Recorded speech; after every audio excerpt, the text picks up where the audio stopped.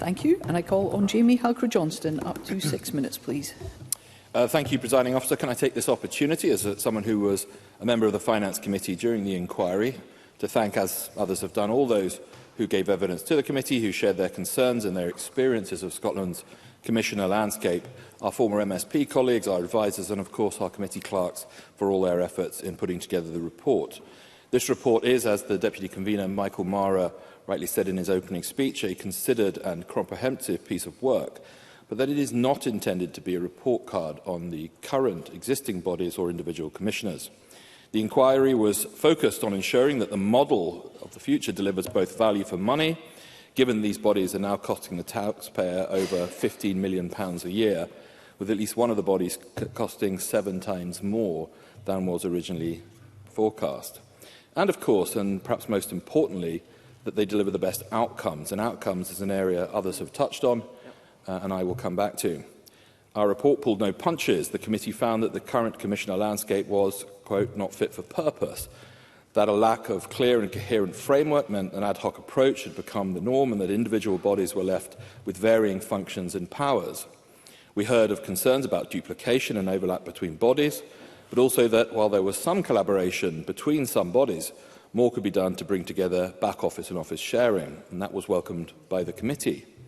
But it is clear, as has been raised repeatedly by others in this debate, that scrutiny has been lacking, that a serious overhaul is needed to ensure, as the report states, and I quote, overall accountability, budget setting and scrutiny mechanisms are clearer, more robust, joined up and transparent. Professor Alan Page of the University of Dundee said SCPB-supported bodies are, and I quote, established, the Parliament funds them, sets their budget, appoints people to them, and all the rest.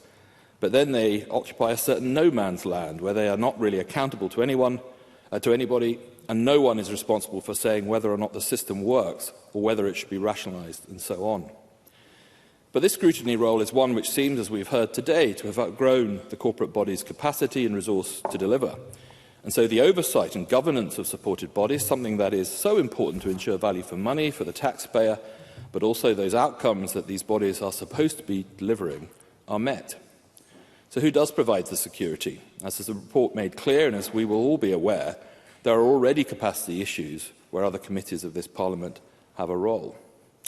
If I can turn to some of the other members' speeches, Michael Mara, speaking on behalf of the Finance Committee, rightly and importantly raised concerns that some current and former commissioners have, with the increasing number of commissioners.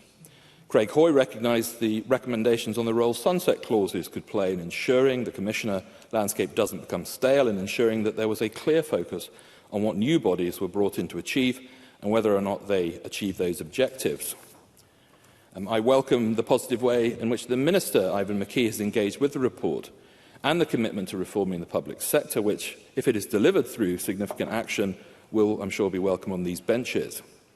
I think Jeremy Balfour made an extremely important contribution because it should remind us all that behind the decisions that we make here in this chamber, there are groups and individuals who live their lives with serious challenges and who are looking for us to bring forward solutions.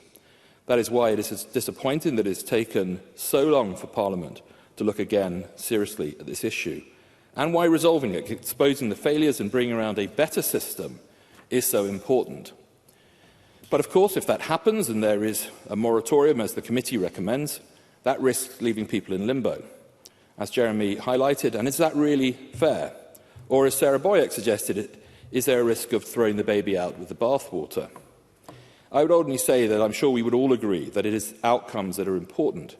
And when there are serious concerns whether those outcomes are being accurately measured or scrutinised in existing cases, there is the risk that pushing ahead with more of the same will not bring around the real change that we probably all agree is needed.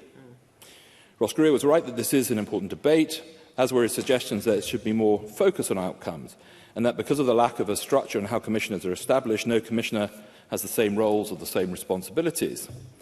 And as John Mason mentioned, the concern that every pound spent on commissioners is a pound that cannot be spent on frontline services. John Mason, in his intervention, raised reasonable concerns that it is those larger organisations, those already with the largest resources and loudest voices, that have an advantage in pushing for new commissioners in their area.